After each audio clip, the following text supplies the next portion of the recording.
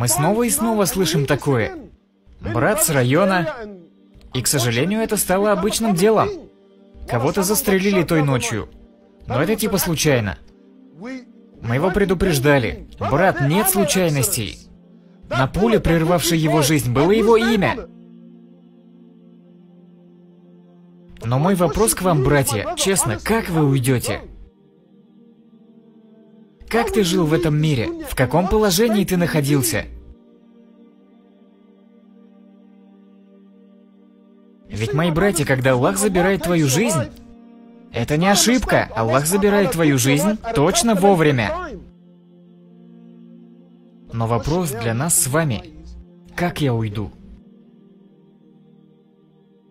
Сколько братьев уходит, не читая намаз? Сколько братьев уходит, не читав Коран при жизни? Сколькие? Это видно все чаще и чаще. Знаете, братья, хочу поделиться с вами кое-чем. Это очень глубокая мысль, поэтому, пожалуйста, откройте сердца.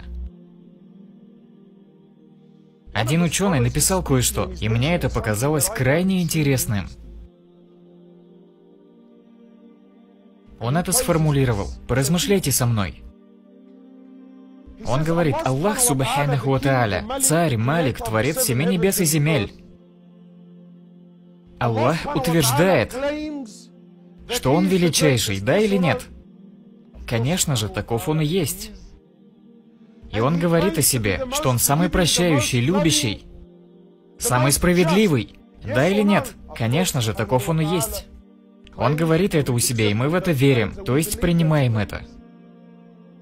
Так вот, ученый задает вопрос, и, пожалуйста, посмотрите, как глубоко. Так вот, этот ученый говорит: итак, если Аллах Субханаху ва Тааля Царь, самый любящий, самый прощающий, самый сострадательный, справедливый, почему Аллах, когда кафир, неверующий, не мусульманин, как хотите, когда кафир, тот, кто отрицает Аллаха, почему Аллах приговаривает этого человека к адскому огню навечно?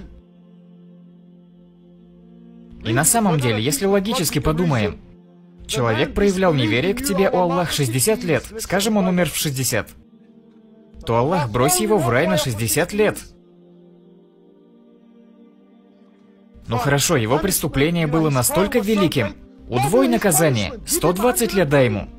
Но почему ты приговариваешь его к адскому огню навечно?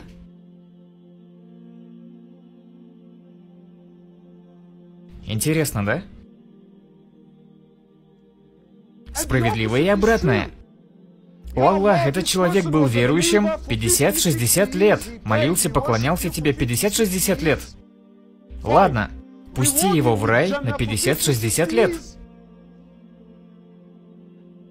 Но удвой ему пусти его на 100 лет в рай, за 50 лет, которые он жил в поклонении. Но, о Аллах, почему ты пускаешь его в рай навечно? И ученый отмечает интересный момент. Для тех, у кого есть сердца, эти слова очень-очень весомые. Он говорит, когда Аллах забирает жизнь кафира, Он забирает ее в такой момент жизни, в который этот человек настроен никогда не поклоняться Аллаху, живи он хоть вечность. И когда Аллах забирает жизнь верующего, Он забирает его жизнь в такой момент, когда этот мусульманин настроен всегда жить с иманом, с верой в своем сердце, даже если будет жить вечность. Поэтому Аллах дает ему вечный рай, и поэтому Аллах Азза ва Джаль вводит этого человека в вечное наказание в огне. И сегодня мой вопрос к тебе. Если я или ты умрешь сегодня, что очень запросто может быть, что бы тебе твое сердце не говорило, если я или ты умрешь сегодня, без намаза, что это будет означать перед Аллахом? Знаешь, что это значит, брат? Что живи ты хоть вечность, ты бы так и не начал намаз читать. И если ты умер, так и не начав читать Коран, если мы с вами сегодня умрем, так и не начав читать Коран, знаешь, что это значит? Значит, ты бы так и не начал Коран читать. Не обманывай себя. И опять же, братья мои, мы должны спрашивать себя, как я проживаю жизнь, куда я иду по жизни, и как я уйду. И когда Аллах Субханаху ва Тааля заберет мою душу, в каком положении она будет? В каком положении она будет? Будет ли она душой, которой Аллах доволен? Душой, которой ангелы будут довольны? Или я буду душой, которая будет под гневом Аллаха Субханаху ва Тааля? Задавайте себе эти вопросы, мои братья. Честно, это вам же нужно. Это для вашей религии, для вашей веры. Я умоляю вас, даже нет. Я бросаю вам вызов. Бросаю вам вызов, идите на кладбище. Просто пройдитесь. Пройдитесь и почитайте возрасты людей на могильных плитах. Пройдитесь, почитайте их даты. Что нас обманывает? Что нас убеждает? Что заставляет верить? Что нас одурачивает, мои братья, что мы будем жить долгую жизнь?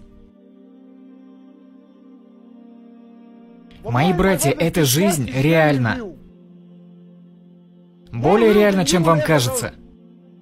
И вы не поймете, насколько реальна эта жизнь, пока не скончаетесь, до тех пор, пока не умрете. Только тогда вы поймете. Горе. Горе мне. Мои братья, я делюсь с вами личными переживаниями. Ведь когда мы упоминаем истории сахабов, то начинается: «Оф, ладно, те люди были особенными».